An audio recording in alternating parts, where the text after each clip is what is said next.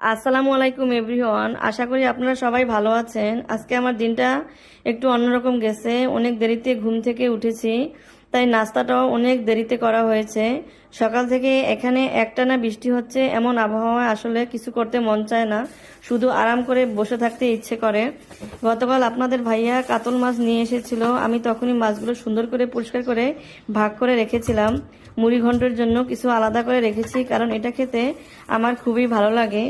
আর যেগুলো মাছ একটু বেশি কাটা বা ছোট ছোট অংশ ছিল, সেগুলো দিয়ে আমি ভর্তা বানাই। সত্যি বলতে কাতল মাছের ভর্তা আমার অনেক পছন্দের একটা খাবার। যখনই ইচ্ছে করে আমি এটা বানিয়ে ফেলি। পেটের অংশের মাছগুলো আমি ভেজে সুন্দর করে ভুনা করে রেখেছি। গতকাল একটু বেশি করে রান্না করে ফেলেছিলাম, কারণ আজকে যে বৃষ্টি হবে সেটা আগেই বুঝতে পেরেছিলাম। আজকের এই বৃষ্টির দিনে একদমই রান্না করতে ইচ্ছে করছে না, তাই গতকালের রান্নাগুলো আজকেই খাচ্ছি।